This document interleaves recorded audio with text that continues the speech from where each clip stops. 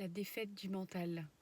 C'est un concept que j'ai nommé pour parler du mécanisme qui fait qu'on se raccroche toujours à un projet, à une situation, une émotion, un futur, un plus tard qui va nous permettre de nous sentir mieux, de nous sentir comblés, de nous sentir en paix, de nous sentir en joie.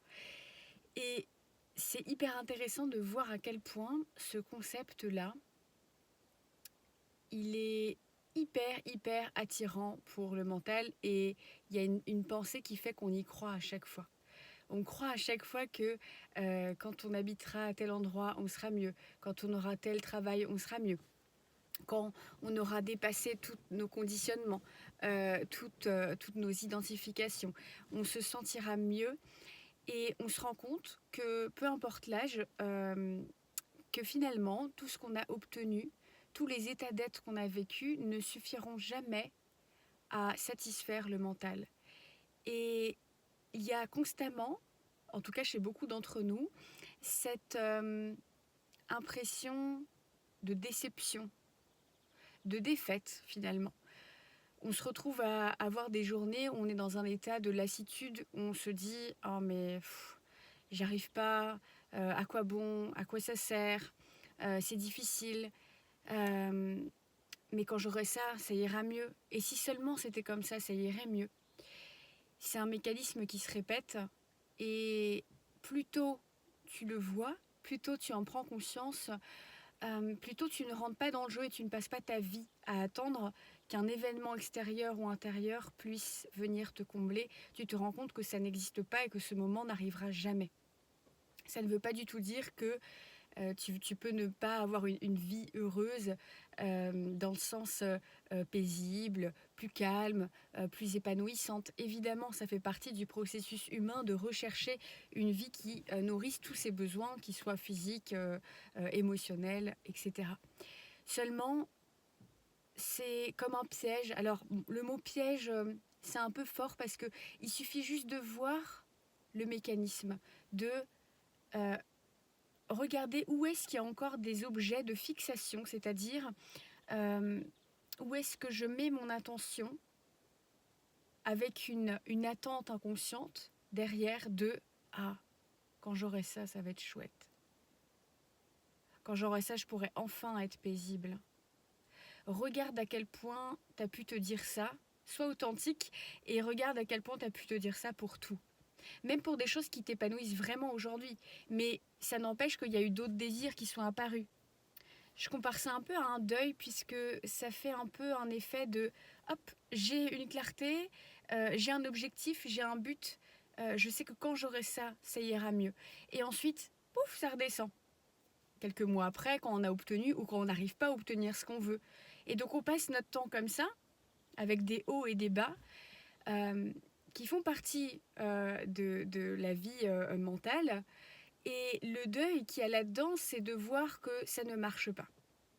Et je pense que l'authenticité, elle peut être assez désagréable, mais elle est importante pour voir que cette paix, cette joie que tu cherches constamment dans le monde extérieur, s'il n'y avait pas cette recherche du monde extérieur, enfin de cette chose-là, tu sais même pas peut-être après quoi tu cours, mais s'il n'y avait pas cette recherche, eh ben, tu sentirais que tous les états d'être que tu as envie de sentir, ils sont déjà ici, maintenant.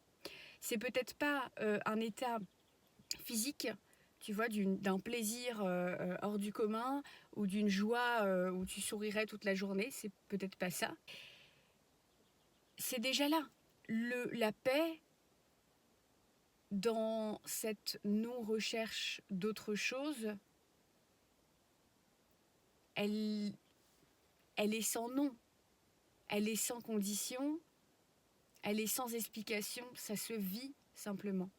Et ça a l'air très simple comme ça, mais c'est intéressant de regarder, sans être dans une surveillance, mais de regarder à quel point à chaque fois, ça se fait un petit peu reprendre dans le jeu du monde qui n'en finit jamais. Et je dis pas ça pour briser tes rêves, briser tes désirs, pas du tout, mais juste pour peut-être te donner l'opportunité de voir que ce que tu cherches, tu peux l'avoir beaucoup plus facilement.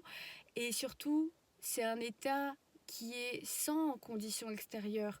Donc c'est un état permanent, c'est ce que tu cherches. C'est ce que tu as toujours cherché. Les désirs, les envies, les attentes ne sont pas un problème en soi. C'est plutôt la croyance que ça va te rendre heureux, que ça va combler quelque chose de profond en toi de façon permanente et inchangée. Ça crée de la fatigue, du stress,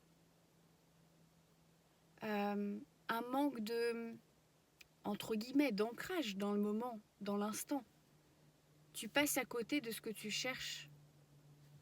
Tu tournes jusqu'à ce que tu comprennes que tu n'as fait que tourner jusqu'ici et que ça ne t'a jamais rien apporté de nourrissant sur le long terme. Qu'il y avait toujours ces journées où tu finissais par devenir lasse malgré tout ce que tu avais autour de toi ou tout ce que tu avais accompli. La famille, les rêves professionnels. Et tout ça, ça a sa place.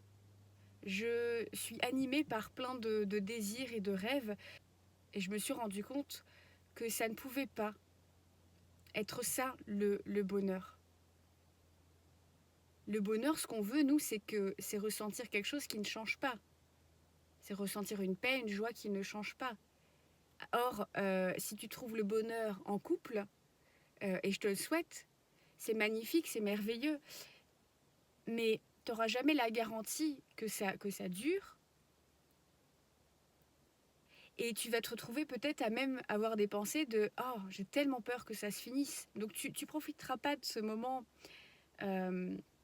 présent, parce que voilà, souvent il y a ces pop-up de pensées qui arrivent là. Le mental est instable, voilà, il change tout le temps, tu peux pas contrôler les pensées, etc. Donc